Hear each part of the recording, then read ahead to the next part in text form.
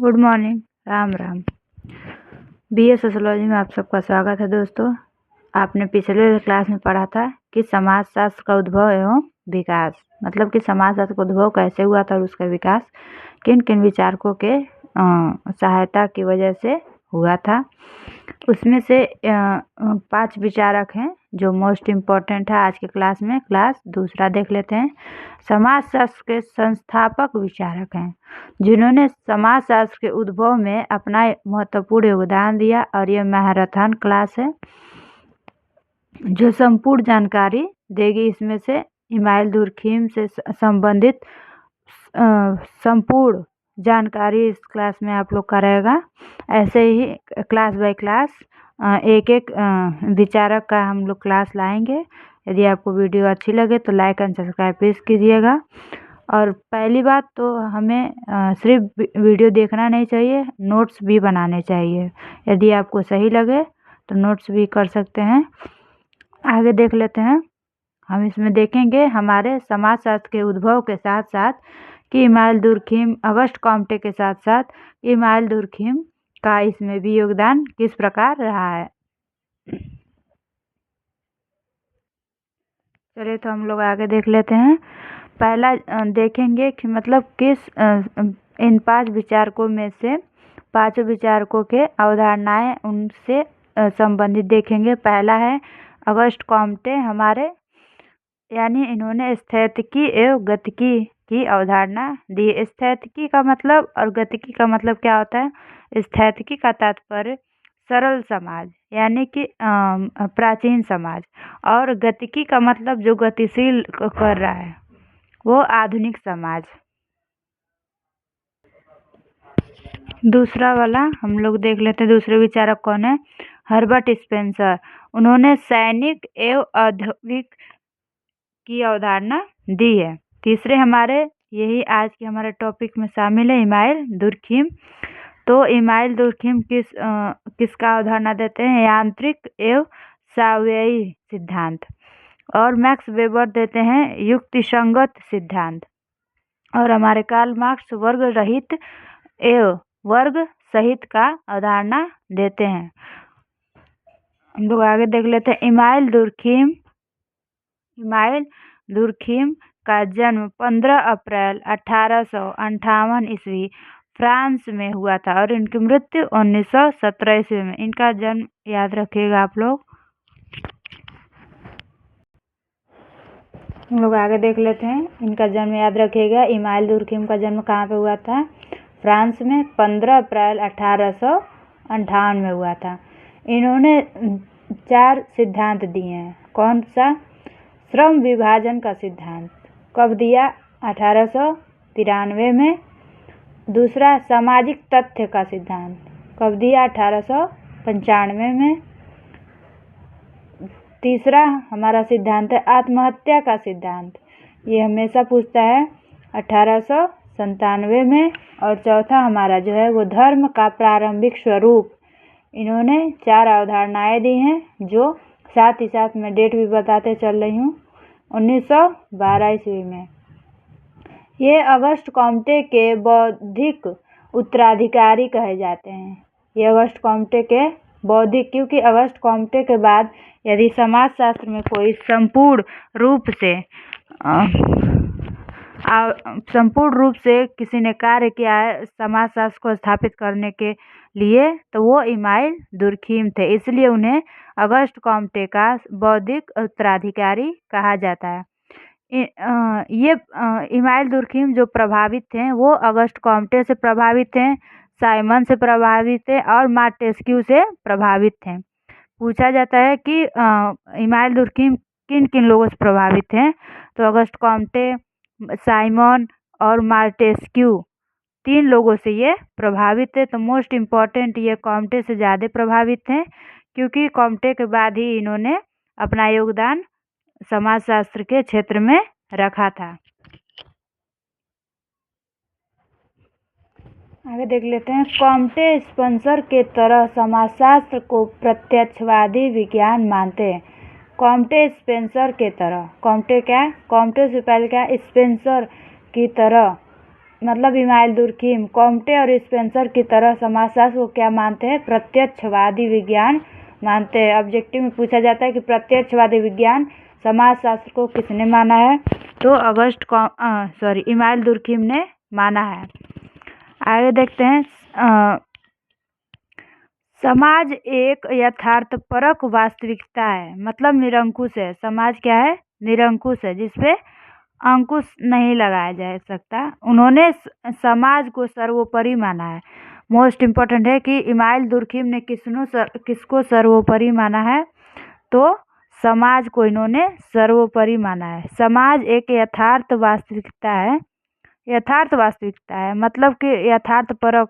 वो समाज एक मोस्ट इम्पोर्टेंट टॉपिक ये उठता है मतभेद, कि समाज और व्यक्ति में मतभेद है, कि मतलब समाज पहले है या व्यक्ति।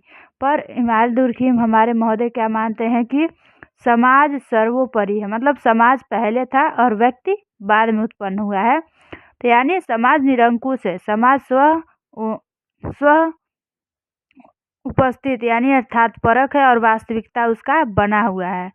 समाज ही वास्तविक चेतना है। मनुष्य के लिए समाज ही वास्तविक चेतना है।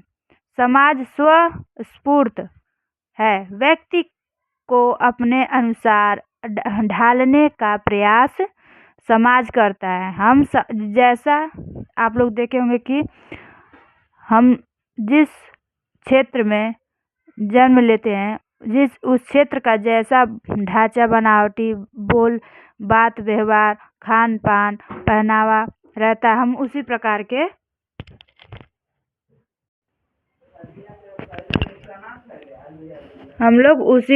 के अपना नैतिक रूप धारण करते हैं और समाज में उसी प्रकार का जीवन व्यतीत करते हैं।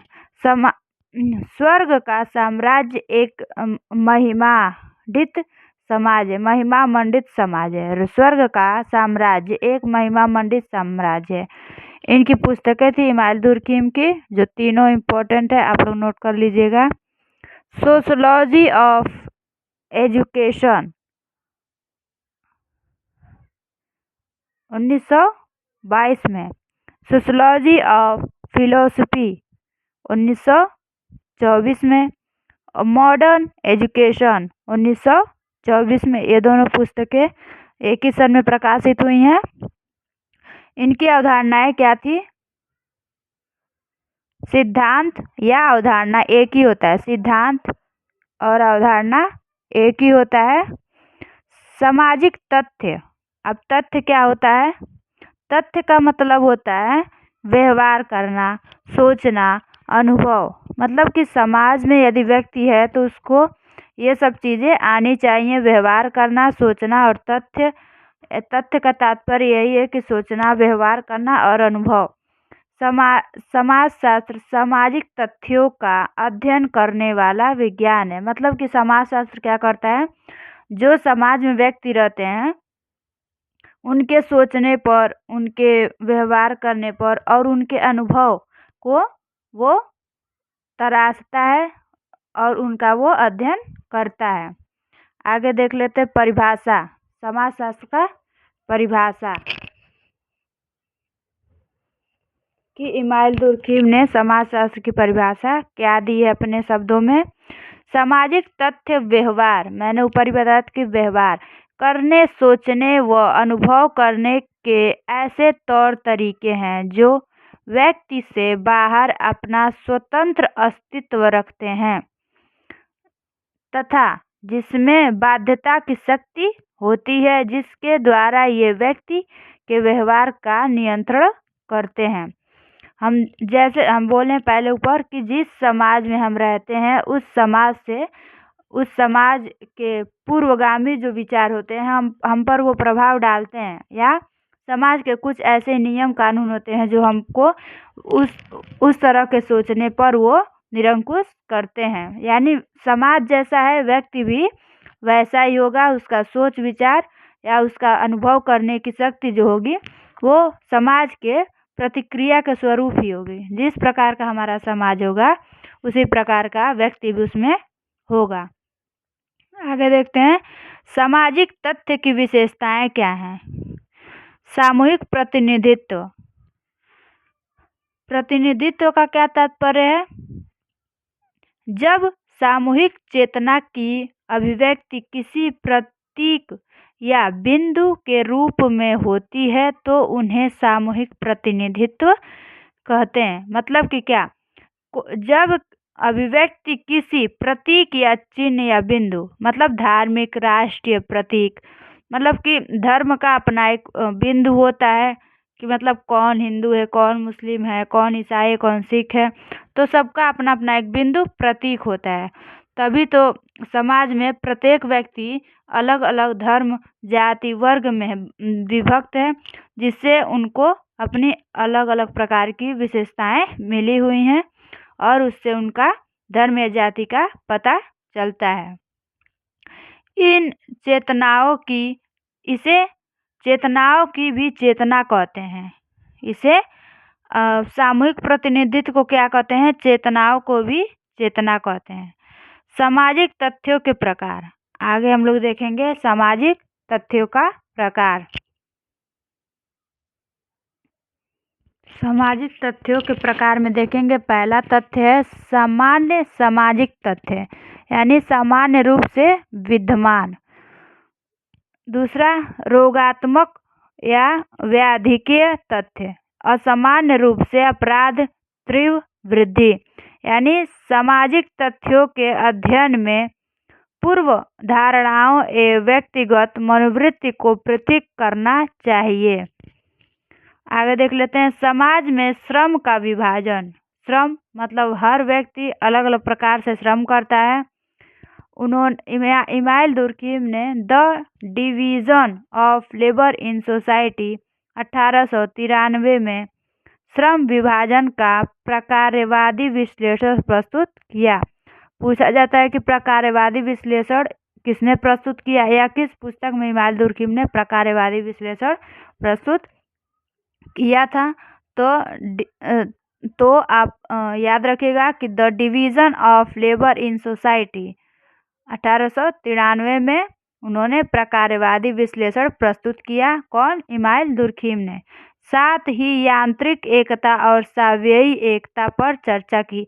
यह भी पूछा जाता है कि यांत्रिक एकता और सामयिक एकता या सामयिक की अवधारणा किसने दी या यांत्रिक की अवधारणा किसने दी? तो इमाइल दुर्खिम ने। श्रम विभाजन में व्यवसाय विभेदीकरण को मानते हैं। श्रम विभाजन में व्यवसाय विभेदीकरण का मतलब भिन्न भिन्न जो दो कारण होते हैं। व्यवसाय विभेदीकरण में उन्होंने दो कारण बताए हैं। पहला देख लेते हैं, पहला देखते हैं जनसंख्या में वृद्धि, यानी जनसंख्या में वृद्धि जिस प्रकार होने लगती है तो उसमें अलगावपन आता है। यानी अलगावपन हर जनसंख्या में, अब जितने लोग मतलब कि उनके उनके उनके उनकी योग्यता के अनुसार उनमें कार्य का विश्लेषण किया जाता है। मतलब जो व्यक्ति जिस योग्य है वो वही कार्य कर सकता है। दूसरा, जनसंख्या के नैतिक घनत्व में वृद्धि। अब जनसंख्या के नैतिक घनत्व मतलब हम ऊपर वाले बताए हैं कि जब जनसंख्या बढ़ेगी तो उसमें कार्य का वितरण भी करना पड़ेगा ताकि सारे लोगों को कार्य मिल सके। ये भी एक पॉइंट हुआ। दूसरा क्या है? जनसंख्या के नैतिक घनत्व में वृद्धि, आवश्यकताओं की पूर्ति और कार्यों का बंटवारा। जब जनसंख्या बढ़ेगी तो उनको जीने के लिए कोई कार्य चाहिए और कार्य चाहिए तो उनको कार्य का बंटवारा करना पड़ेगा। यदि हर व्यक्ति कार्य करेगा तो अपने जीवन का अच्छा उपार्जन कर सकता है। आगे देखते हैं श्रम विभाजन के प्रकार परिणाम, यानी श्रम विभाजन से क्या प्रकार है और उसका क्या परिणाम होता है। श्रम विभाजन समाज में सामाजिक एकता स्थापित होती है। श्रम विभाजन से समाज में सामाजिक एकता स्थापित होती है। सामाजिक एकता के दो स्वरूपों यानी मैंने ऊपर बोला था कि यांत्रिक एकता एवं सामव्ययी एकता की चर्चा दुर्खिम करते हैं। यांत्रिक एकता का क्या तात्पर्य है? सरल समाज। जब सरल समाज का मतलब प्राचीन समय का बात हो रहा है कि व्यक्ति, जब हमारा समाज आधुनिक नहीं था तो उसे यांत्रिक एकता का तात्पर्य सरल समाज। तब दुर्खिम बात करते हैं कि व्यक्ति और समाज के मध्य प्रारंभ एवं यांत्रिक संबंध सामूहिक चेतना को प्रभावित या प्रभावी था।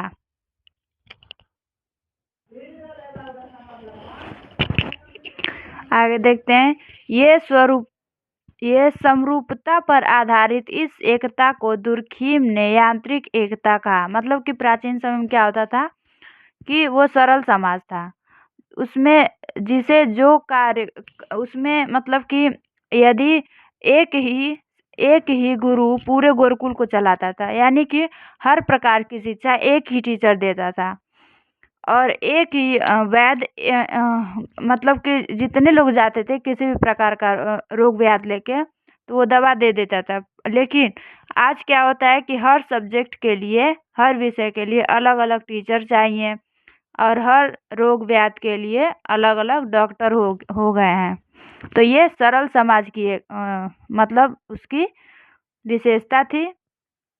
अब क्या होता है, इसमें व्यक्ति के विरुद्ध अपराध समाज के प्रति अपराध माना जाता है। मतलब कि व्यक्ति जो है, व्यक्ति के समक्ष जो विरुद्ध था, जो उसे समाज के प्रति अपराध माना जाता था, उसे प्रतिशोध दंड दिया जाता था। प्रतिशोध दंड का मतलब होता है कि मतलब पैर के बदले पैर, हाथ के बदले हाथ, मतलब खून खराबा वाला था वो। प्रतिशोध मतलब सिर्फ खून खराबे से, मतलब तुमने जैसा किया वैसा ही तुम्हारे साथ हम भी करेंगे।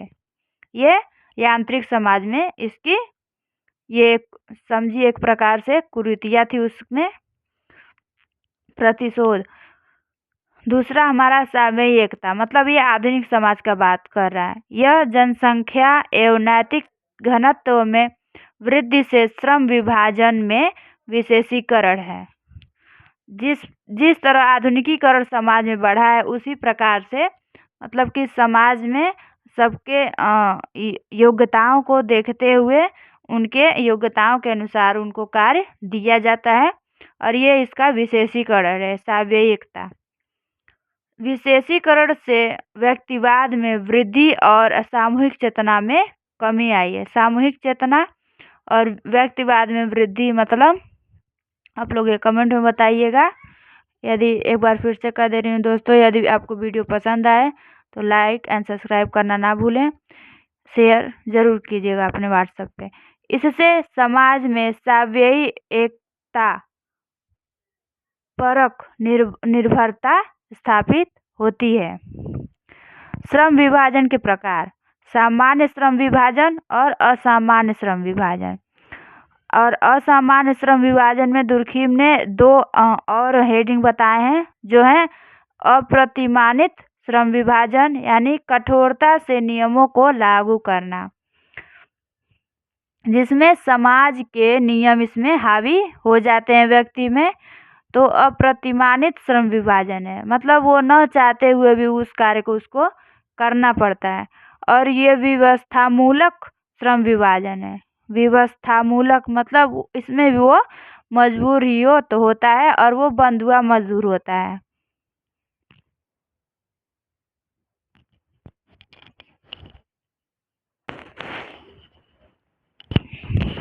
श्रम विभाजन का सर्वप्रथम वर्णन एडम स्मिथ ने अपनी पुस्तक द वेल्थ ऑफ नेशन में किया था। दुर्खिम किससे प्रभावित थे? प्लेटो से भी वो प्रभावित थे।